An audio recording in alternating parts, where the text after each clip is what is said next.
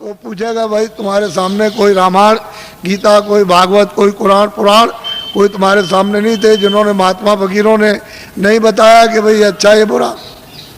तो मोहम्मद साहब से पूछा जाएगा कि भाई मतलब ये है कि तुम गए थे ज़मीन पर और तुमने मतलब ये नहीं बताया कि बुरा काम बद काम है। कह लगे मैंने तो इनसे सबसे कहा था कि ये बद काम है, ये नेक काम, इस बुरे काम को मत करना, अच्छे करना, लेकिन इन्होंने मेरी बात नहीं मानी। तो फिर वो भेजेगा सीधा, वहाँ हिसाब करता है, वो हिसाब करता है।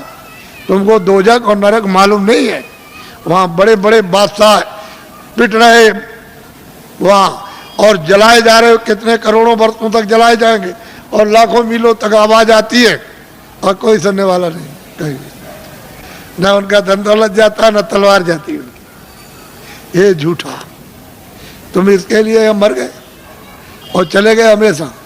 तो इसलिए तुम लोग इस पर विचार करो। तपस्या करने से यानी माया लुभाती है कि तुम ये ले लो धन, ये राज ले लो, तो अगर तुम लुभा गए तो राज मिल गया और राज का जब भोगा तो सीधा नरक हो गए। जब ये कहोगे हमको राज नहीं चाहिए, धन दौलत नहीं, तो भगवान मिलता इसी शरीर में। मरने के पहले मीरा ने मरने के पहले प्रभु को प्राप्त किया। आपको क्या मालूम कैसे पाया? तुलसीदास जी ने पहले ही वो 25 ही साल के अंदर प्रभु को प्राप्त कर लिया। आपको क्या मालूम कैसे पाया? आप क्या जानो? इसलिए आप अमोलक धन लो इस मनुष्य मंदिर में आत्माओं का। ये नामदान है, ये उस तरह की दीक्षा नहीं है या मंत्र वैसा नहीं है, ये आत्म धन का दान है, ये ईश्वरी धन का दान है। जो उसकी कृपा होती है तब कभी कभी महात्माओं को आदेश मिलता है कि इन आत्माओं को बांट दो जो मानव शरीर में है, तो कभी कभी मिलता है मुफ्त में। ये पैसे से नहीं मिलेगा, तुम ये सब रख दो जा करके पूरा आधार का, तो ये चीज़ मिलने वाली नहीं है। ये कभी दिमाग से निकाल देना, ये दौलत पैसे से नहीं मिलती, ये तो मुफ्त बख्शीश में यानी प्रसन्नता से मिलती है। तो तुम्हारे पास कुछ है, तुमने किसी से प्रेम किया? वो कहते हैं कि प्रेम से प्रकट होए भगवान। किसी से किया प्रेम? किसी से नहीं किया। उसी शिव के सामने चोरी करते हो, धोखा देते हो, विष्णु के सामने राम के मंदिर में जाते हो, दूसरों का गला काटते हो। अगर एक भी देवता खड़े होकर के कह दे कि आज से ये बेईमानी मत करना, ये दगेबाजी, तो कहोगे मैं ऐसे देवता को अब नहीं मानता। जो सबके सामने हमारी बुराई कह दे, हम नहीं मानते ऐसे, फिर कभी नहीं आप जाओगे। अगर देवता बोल दे, अब उनको कुछ कहना नहीं, आपने समझ लिया, हाँ उन्होंने सुन लिया होगा और आपने समझ लिया उन्होंने कुछ नहीं देखा, वो अंधे, अब हम जो चाहेंगे सो करेंगे, अब चलो हो आए वहाँ। ये हालत तो हमारा है। अब बताओ तुमने प्रेम किससे किया? किससे प्रेम? वो तो कहते हैं प्रेम से मालिक मिलता है, आपने कैसे प्रेम? इसलिए आप सीधा, बहुत सरल है, बहुत सीधा है। कलयुग में अधिकार आपको दे दिया स्त्री पुरुषों को कि सभी लोग उस परमात्मा को प्राप्त कर सकते हैं, किसी के लिए कोई बंधन नहीं, और सुलभ और सहज और आसान। लेकिन तुम योग तो आप कर नहीं सकते हो, सतयुग और त्रेता और द्वापर का कोई भी क्रिया आप नहीं कर सकते हो। और उन्होंने मना कर दिया गोस्वामी जी महाराज ने कि कलयुग जोग न यज्ञ न ज्ञाना। कहते कलयुग में कोई जोग मत करना, न यज्ञ करना, और न आपको ज्ञान होगा। कलयुग में तो कहते हैं कि नाम आधारा, और नाम कौन सा वो मैं बताऊंगा आपको, अभी आपको बताता हूँ। तो आप लोग, आप सब खड़े रहना, बैठना कोई नहीं, खड़े खड़े बताऊंगा आपको और खड़े खड़े करवाऊंगा, घबराइए नहीं। जो भगवान का नाम बोलूं सब लोग एक साथ एक आवाज में बोलना, और सब लोग बोलेंगे जो बैठे खड़े, शुद्ध बोलना, शुद्ध, अशुद्ध मत बोलना, शुद्ध बोलना। जो नाम मैं बोलता जाऊं आप बोलते जाना, जब मैं अंत में चुप हो जाऊंगा तो आप लोग चुप हो जाना। अशुद्ध मत बोलना, शुद्ध कर लेना। मान लो अशुद्ध बोल दो तो फिर शुद्ध कर लेना दोबारा। इसलिए जो नाम बोलते जाना, जब मैं चुप हो जाऊंगा तो आप चुप हो जाना। बोलो जय गुरुदेव। लेकिन थोड़ा सत्संग मिलना चाहिए, तो जरा ठहर जाओ।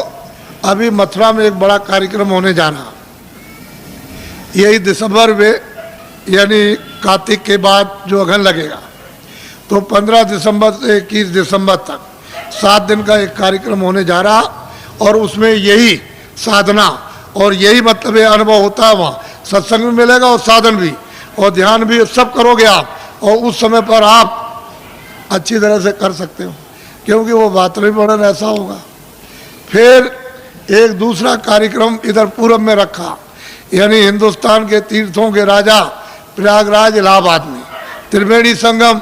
तो त्रिवेणी संगम पर 25 फरवरी से, ये तो 96 में मथुरा का, और वो इलाहाबाद का 97 में, 25 फरवरी से 6 मार्च तक 97 में 10 दिन का होने जा रहा बड़ा कार्यक्रम। और वो महामानव कुंभ, यानी माघ मेले के बाद महामानव कुंभ आपको दिखाई देगा। और वो 10 दिन, यानी 7 मार्च को शिवरात्रि है, वो एक दिन पहले ही समापन हो जाएगा, 10 दिन का होगा। आप जरा इसको लिख लेना। और ये जो आपने 5 नाम, 5 रूप, 5 स्थान हर एक के बाजे, ये जो आप लिखाओगे, लिखा हुआ ले लोगे, ये तो यहाँ के लोग आपको दे देंगे। अगर कम पड़े तो आप जल्दी लिख लेना। फिर दूसरी बात यह है कि थोड़ा सा पता भी दे दिया करो, कि कभी कोई पूछा जाती हो कि साधन भजन करते हो कि नहीं करते हो, कि ऐसे गए लेकर के ताक में रख दिया। किसी ने आकर के कभी मिले, पूछा तो कहा कि भाई भजन तुमने ध्यान किया था? कह लगे हमने नहीं किया हो, तो मैं भूल गया था। तो तुम्हारा समय सब बेकार चला गया। तुमको तो दिया था काम के लिए कि भाई तुम जल्दी से अपना काम करो, अपनी जीवात्मा को जगाओ, तो तुमने ताक में रख दिया, वो सोती रह गई। तो बताओ इससे, इस काम में तुम्हें मिलेगा क्या? इससे ना कुछ मिला, ना कुछ मिलेगा, और इस काम से खाली जाओगे। अगर तुमको कुछ करना है तो इसी समय के अंदर थोड़ा 1 घंटा समय निकाल कर अपना आत्म धन जमा कर लो, यही तुम्हारे काम आएगा। जब कोई रक्षा नहीं करेगा उस पीड़ा में, उस दर्द में, और 84 नरकों से अगर बचना चाहते हो, धन जमा करो जल्दी से। ये बहुत सुलभ है, इसमें शरीर पर कोई कष्ट नहीं। बस मन की घेराघारी थोड़ी करनी है कि कहीं उतने समय के लिए न जाए, ये थोड़ा सा रुक जाए, कानों के साथ आके भाई इतना ही काम करना। इसमें शरीर का कोई कष्ट नहीं। और करो कैसे भी, लेट के बैठ के, जंगल में करो, घर में करो, कुर्सी में करो, लेकिन उसका तरीका तो सीख लो। थोड़ा सत्संग मिलेगा तो जल्दी सीख जाओगे, और नहीं मिलेगा। अभी तक तो आपको ये बातें मालूम नहीं थी, ये तो आपको नई बातें आज मालूम हुई। आपके लिए तो नई है, लेकिन ये सनातन है। जब से तुम आए एक रास्ते से, और उसी रास्ते से वापस हो गए अपने घर के लिए, अपने देश के लिए। दूसरा कोई रास्ता नहीं है। यहाँ भटकते फिरो चारों तरफ तो जन्म मरण होता रहेगा। 84 जाओ, नरकों में जाओ, जल में मरो, और जो किया उसका भोग भोगो। और कभी मनुष्य शरीर मिलेगा तो फिर तुमने वही काम किया, और फिर चले गए आप फिर 84 नरकों में। तो ये ऐसे ही चलते रहोगे, ऐसे जल में मरो, जल में मरो। तुमको कहीं स्थिरता नहीं मिलेगी, स्थिरता वापस जाने का। जब ये भजन करोगे, नाम डोरी को पकड़ लोगे, चढ़ चलोगे ऊपर। उधर ऊपर खुले हुए मैदान है, और वहाँ तो अंधेरा कभी है नहीं, न कभी अंधेरा होता हो तो प्रकाश ही प्रकाश, रोशनी रोशनी है। जरा सा आँख के ऊपर उठे कि बस प्रकाश ही प्रकाश है, अंधेरे का नाम नहीं। वहाँ कभी अंधेरा होता ही नहीं। तो तुम उधर चलो, जब उजाले में खड़े हो जाओ तो ये सब देखना सुनना, तब तुम्हारी समझ में आएगा कि बाबा जी ने क्या दिया। कुछ तुम मेहनत करो, कुछ हम करें। बोलो जय गुरुदेव। कुछ तुम मेहनत करो, कुछ हम करें, और ऊपर बैठे उनकी कृपा जल्दी हो जाए। और तुम मेहनत हम नहीं करेंगे, कुछ होगा नहीं। जल्दी करो, देर मत करो, और जल्दी से कृपा और दया ले लो, ताकि वो ऊपर बुला ले, और जल्दी से आप निकल चलो इस कूड़े कचड़े से। यहाँ कुछ मिलने वाला नहीं है, ये सब शकलें। अब देखो, बीमार, परेशान, तकलीफ में, हमारे पास जो भी आता कोई हो, हमको उससे मतलब नहीं, आदमी होना चाहिए। हमारे यहाँ कोई झगड़ा झंझट ये नहीं है, आदमी हो, उसमें जीवात्मा होनी चाहिए। तुम्हारे शास्त्रों में लिखा है हिंसा परमो धर्मा, तो आपने इसका पालन किया? अब ये बताओ, आपने इसका पालन किया? आप बकरा मार दो, मुर्गी मार दो, आदमी मार दो, लड़की मार दो, लड़का मार दो, घर में देवी को मार डालो आप, कि कोई दुश्मन बन जाए उसको मार दो, गोली मार दो, छुरा मार दो, लाठी मार दो। तुम अहिंसा धर्मा, तुम किसी देवता को, किसी धर्म को मानते हो? कुछ नहीं, वैसे ही कहते हो, हम जानते कुछ नहीं, वैसे ही कह दिया बस, और कुछ नहीं, ऐसे ही। तो इसको समझ लो अच्छी तरह से समझ लीजिए आप मोटी बात को। बोलो जय गुरुदेव। जोर से बोलो जय गुरुदेव, जय गुरुदेव। नाम किसका? अब ये इनको दे देना बच्चा, इनको नोट करा दो, और कुछ लोग जल्दी मिल जाए तो इनका पता भी नोट कर लेना। और कभी कभी इनसे पूछते रहना, यहाँ जो रहते हो उनको, कि भाई भजन करते होगे नहीं। तुमसे जब पूछेंगे भजन के लिए कि बोलो भजन किया कि नहीं किया, तुमने ध्यान किया, सुमरन किया कि नहीं किया, और तुमको मिला तब तो तुम करोगे ही। तुम जरा सा जितने दिन बताया उतने दिन कर लो पहले, बात की बात बाद में सोचना। हर रोज तुम महीने 2 महीने समय दो, नागा मत करना, तब तुम देखोगे तुमको क्या मिलता। तुम एक दिन भी नहीं बैठो तो मैं क्या करूँगा? मैं तो दरवाजे पर आकर काम करूँगा। तो अंदर तुम्हारा घाट है, तो जीवात्माओं का घाट अंदर, वहाँ बैठोगे तब तो काम करूँगा। और तुम बाहर फैले रहोगे तो कैसे काम होगा? तो बाहर से मोड़ूंगा कि भाई बात इधर से लगो, अंदर चलो। अंदर तो खुला हुआ है, खुले हुए लोग, उधर स्वर्ग भी है, बैकुंठ भी, बड़े बड़े लोग हैं, उधर ब्रह्मांड भी है, उधर ब्रह्मा भी मिलेंगे, विष्णु भी मिलेंगे, शिव भी मिलेंगे, देवी देवता भी मिलेगी, ईश्वर, उधर बड़े बड़े अनेकों लोग, अनेकों ब्रह्मांड अनगिनत। लेकिन रास्ते से चलो तब मिलेगा कि ऐसे ही मिल जाएगा? बोलो जय गुरुदेव।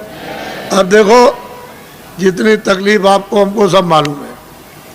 हम किसी के सिर पर हाथ रख देते हैं तो अपने को फौरन पता चलता है, ऐसे ही रख कर बस इतना ही रख दिया, मालूम हो गया कि तुमको कितने प्रकार की तकलीफें हैं, और यह भी पता चल जाता है कि तुमने क्या अपराध किए।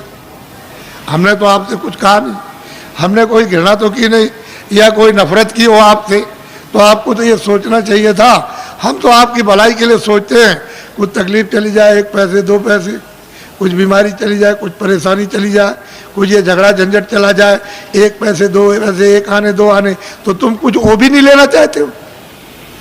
तो फिर आत्म कल्याण क्या करोगे? कुछ नहीं कर पाओगे। तो अब महात्माओं के पास तो बहुत कुछ होता, तुम्हें लेने नहीं आता, और दे दे तो तुम रख नहीं सकते हो, फेंक दोगे। तुमको अभी क्या मालूम? कुछ नहीं। लो भाई जल्दी से, अब बता दिया, अब कुछ नहीं बताना। ले उनको कागज बांटो और जल्दी से उनको बांट के समाप्त करो। अच्छा लेन में बैठ जाओ, लेन में बैठो, अब लेन में कागज बढ़ जाएगा, कागज ले लेना, कतार लगा लो लेन में, अभी मैं सबसे मिलूंगा, आपको घबराने की जरूरत